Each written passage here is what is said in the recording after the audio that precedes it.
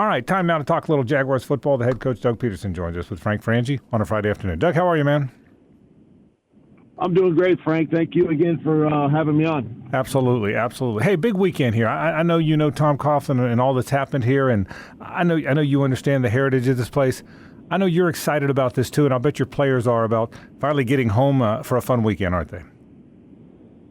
Absolutely. We've been on the road, for the last 2 weeks, and we had a long, week with the Monday night game, and then a short week down to Houston. But we're excited to get back home and be in front of our fan base, and look to get back in the winning column. Doug, this has been so close, and I know finish is the big thing, and not just with our team, but all teams.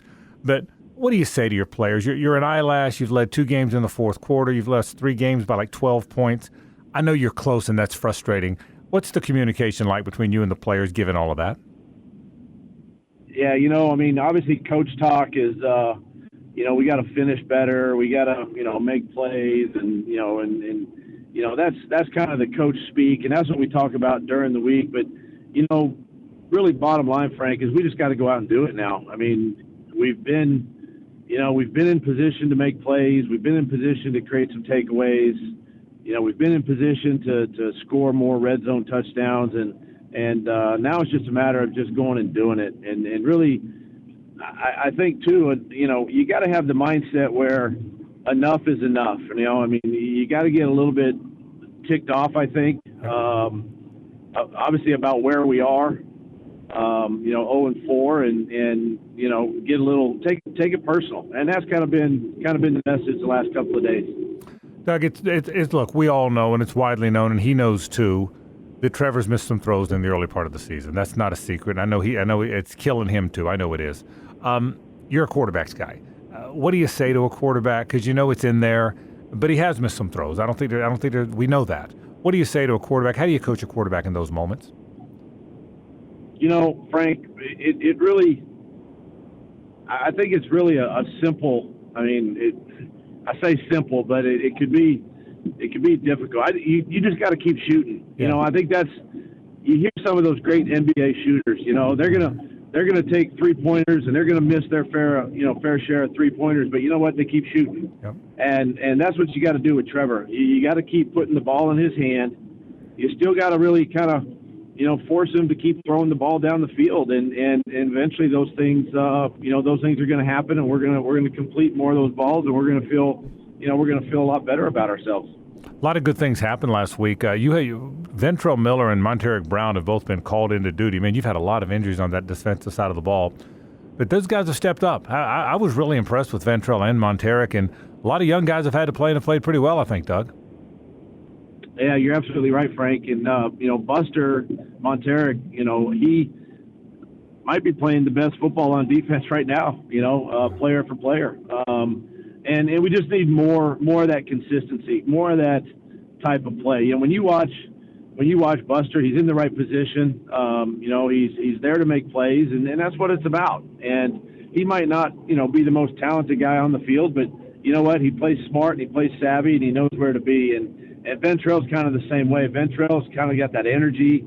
He flies around, makes plays. He had some really good tackle for losses last week, and he still has some things to clean up. But really impressed with both of those 2 young players. Doug, what do you see with the Colts? Obviously, you play them a lot. You play them twice a year, and so you guys are familiar with each other, like everybody in the division. Let's start with defense. What do you see when you look at the Colts defensively? Yeah, it's a typical Gus Bradley defense, right? You can go all the way back to his days in Seattle when he was a coordinator there, and obviously when he was a head coach in Jacksonville, and places like that, the Vegas Raiders and stuff.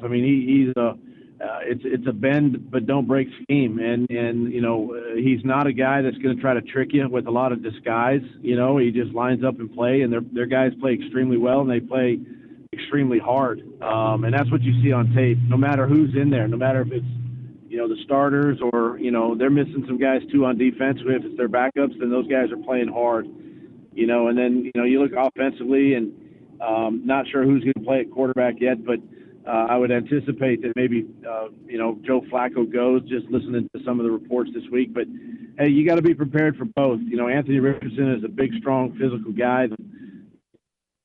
with his legs and has a cannon for an arm, and then Joe Flacco can beat you from the pocket, which we found out last year. So, you got to be prepared for both. But it's a great opportunity. We know them. It's a division AFC South opponent, and look, we just got to go take care of our business and focus on us and see what happens. Oh, and I know you will, Doug, and I appreciate you spending some time with us. Look, enjoy your night tonight. We'll see you at the ballpark on Sunday. It's a special day for Jaguar people. Throwback uniforms, and do you like the unis, by the way? Do you like the uniforms? You like the way they look? You know what? I do. I love the way they look. I love that Jaguar on the sleeve, and obviously I'm going to say congratulations to Coach Coughlin, and it's a great honor to him to be going into the Ring of Honor there in the stadium and to have a bunch of former players come back. It's going to be a great weekend. There's no question about it. Doug, good luck on Sunday, man. See you then. We appreciate it.